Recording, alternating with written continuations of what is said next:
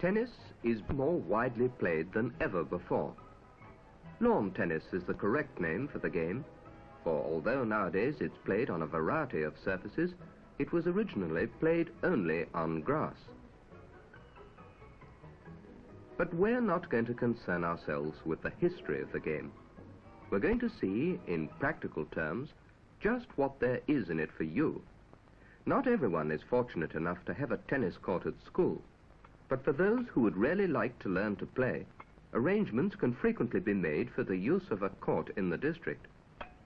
While it is taught at many schools, however, don't get the idea that tennis requires the beginner to have hours of lectures before he or she can set foot on a court. Far from it. Above all, tennis is a game, and it's great fun to play, especially if you can learn the few simple things that you're going to be shown later on. The whole object of showing you these things will be to help you get onto a court to start enjoying the game as quickly as possible. Of course, it is a game requiring individual skill, so that besides being fun, it can also be very exciting. One of the great things about tennis is that the advanced player and the beginner can both get real enjoyment when playing against someone of about the same standard.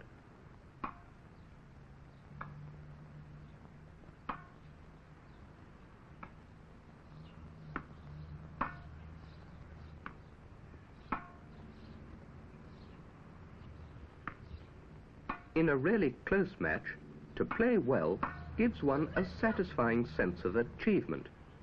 It is a demanding game, however, and the ambitious beginner will do well to remember that no one ever became a good player without much practice and effort.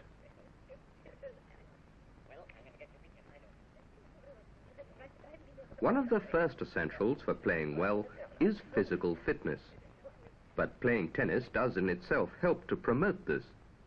Played in the open air, it's a very healthy game. It calls into play almost every muscle of the body, making it the equal of any exercise for producing the sense of well-being that follows a lively game. It is perhaps for this reason that there is no other sport so widely played by all ages, by both men and women, in so many different parts of the world.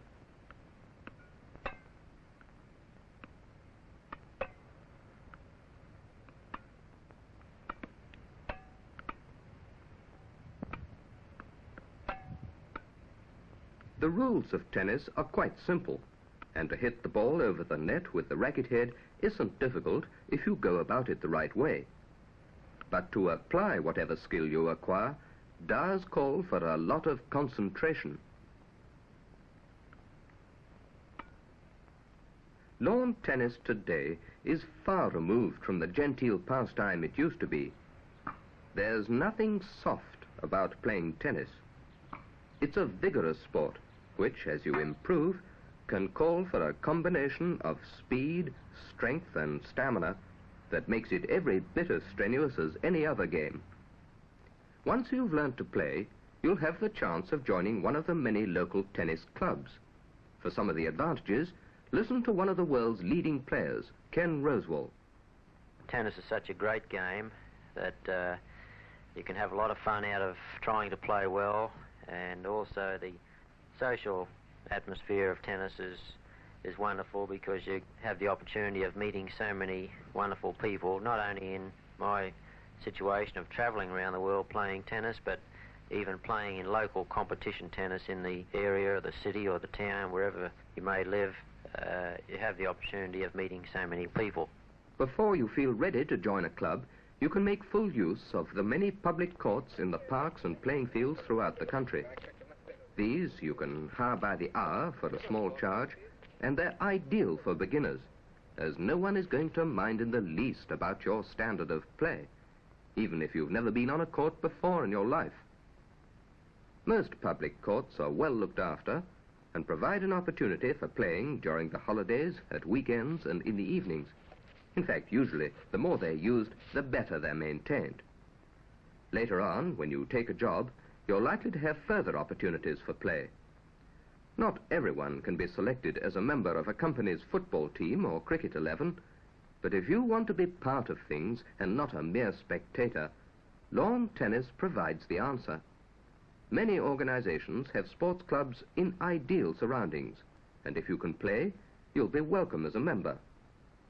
In the meantime, read all you can about tennis. The right kind of book can be a real help to you. It will not only tell you something of the background to the game, but also illustrate the various strokes in detail, together with pictures of some of the championship players in action at Wimbledon.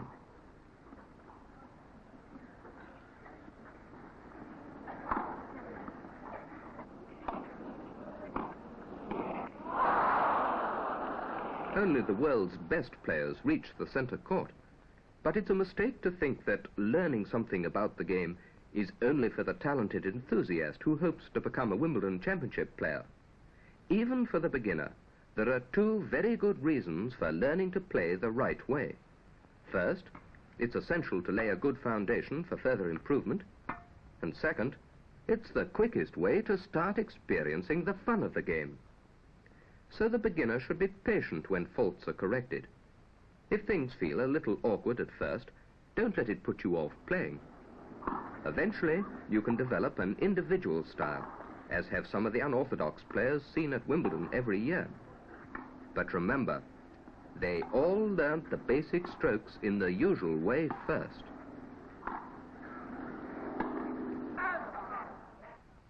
To play lawn tennis, you must have what we call ball sense. Even some animals have this. Not that you'll be asked to try and catch a ball in your mouth. But from quite an early age, most of us have had some degree of ball sense. That is, an ability to judge the speed, direction, and bounce of a ball. We sometimes forget how much concentration and skill go into the ordinary games we play, because we have been learnt painlessly while at play. But, as always, when it's fun to play, we go on until we get the hang of it. In other words, we persevere and practice, and this soon brings results, as it will with tennis. In other games we learn at school, we're soon reacting without difficulty to the speed and direction of the ball. So having to apply our ball sense is something we have already experienced.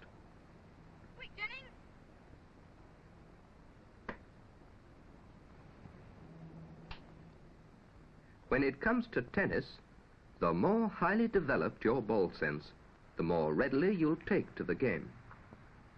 If you can catch a ball without fumbling it, both before and after the bounce, you already have some ball sense that can be put to good use on the tennis court. But don't scorn any exercise which will help you develop this sense.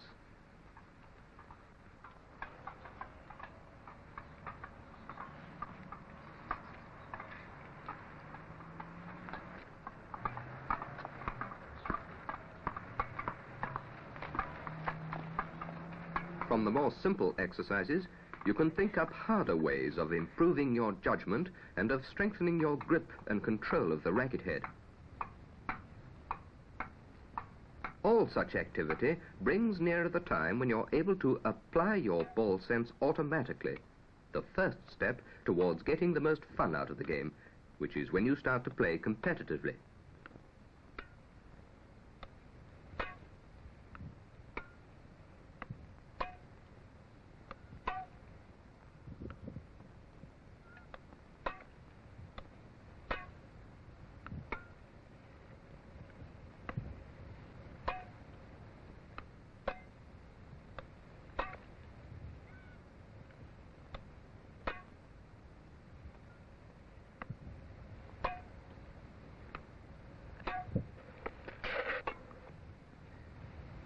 Take every opportunity you can to watch good players in action. In the next film, Britain's famous coach Dan Maskell will be helping us to start playing tennis ourselves. It will be a great help if you watch carefully the movement and rhythm of star players at club or county matches or on television. If you're lucky enough to get to the Wimbledon Championships, you don't have to have centre court tickets to see famous players. The outer courts allow you a close view of some of the finest tennis in the world.